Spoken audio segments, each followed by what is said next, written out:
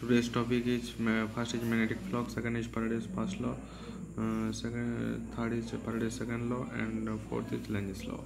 तो जो magnetic flux है उसको हम फाई के तरह डिनोट कर सकते हैं and its unit is weber. तो what is magnetic flux? Magnetic flux is nothing but हम एक अगर प्लेन और सरफेस पे अगर मैग्नेटिक लाइंस को अगर फ्लो कराते हैं या पे जो मैग्नेट से मैग्नेटिक फील्ड प्रोड्यूस होता है, अगर वो लाइंस अगर वो प्लेन के ऊपर एक परपेंडिकुलर से अगर फ्लो होता है तो वहाँ पे बोलेंगे वो मैग्नेटिक फ्लक्स. अगर वो प्लेन सरफेस के ऊपर जो मैग्नेटिक लाइंस वो अगर 90 डिग्री एंगल प्रोड्यूस करता है तो उसको हम बोलेंगे magnetic flux and it is denoted by phi. देन इसको अच्छे से एक्सप्लेन करने के लिए फैराडेस ने उसके ऊपर एक्सपेरिमेंट किया and then state that it states that the magnetic flux produces induced EMF if there is a close circuit. अगर हम यहाँ पे एक सर्किट लेते हैं और उस सर्किट में अगर हम मैग्नेटिक फ्लक्स अगर हम यहाँ पे इनपुट करते हैं तो यहाँ पे ये मिलेगा देखने के लिए कि जो जब हम यहाँ पे मैग्नेटिक फ्लक्स इनपुट करेंगे तो ये सर्किट के अंदर करंट एक सर्किट के अगर क्लोज सर्किट है तो वहाँ पे इंड्यूस्ड EMF प्रोड्यूस होगा जिसकी वजह से करंट फ्लो होगा. तो यहाँ पे हम जनरली बोल सकते हैं कि ये magnetic flux produces induced EMF और ये इंड्यूस्ड EMF की वजह से यहाँ पे करंट फ्लो हो रहा है. तो यहाँ पे ये नहीं बोला गया कि नंबर ऑफ कितना नंबर ऑफ मतलब इंक्रीज हो रहा है तो यहाँ पे आई भी इंक्रीज होगा. So Faraday's law it's only stated that अगर हम मैग्नेटिक फ्लक्स को यहाँ पे पास करते हैं तो इट प्रोड्यूसेस इंड्यूस्ड EMF. तो फैराडेस सेकंड लॉ ने बोला है Faraday's second law it states that the induced EMF is directly proportional to the rate of flow of flux. तो यहाँ पे जो induced EMF प्रोड्यूस हुआ है Faraday's first law में वो डायरेक्टली प्रोपोर्शनल होगा फाई अपॉन dt. अगर यहाँ पे वो शॉर्ट टाइम के लिए अगर इंड्यूस्ड EMF फ्लो होता है तो वहाँ पे हम शॉर्ट टाइम के लिए क्या लिखते हैं इंस्टेंटेनियस, जो कि d शॉर्ट टाइम के लिए हम मैथमेटिकल टर्म यूज करते हैं dy/dt.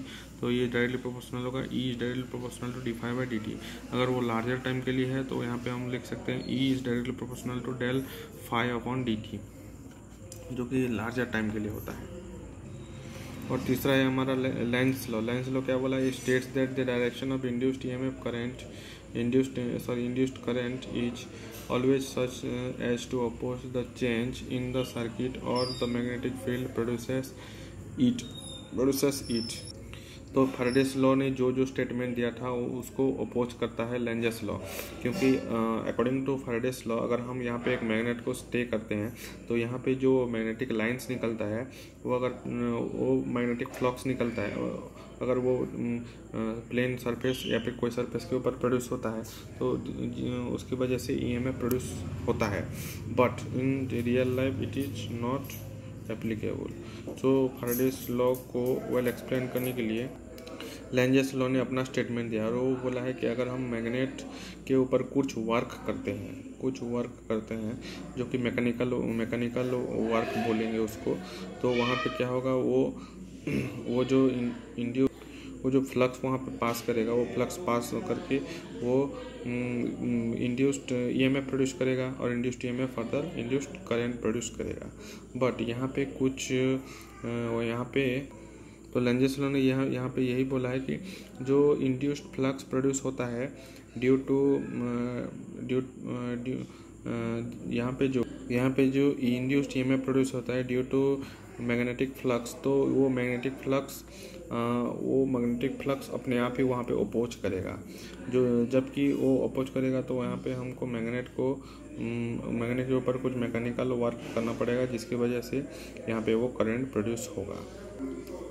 देखिए, जब जनरली हम मैग्नेट को पास लाते हैं तो मैग्नेटिक लाइन से जब पास करेगा तो यहाँ पे जनरली तो इलेक्ट्रिक मतलब इंड्यूस्ड करंट तो प्रोड्यूस होता ही है.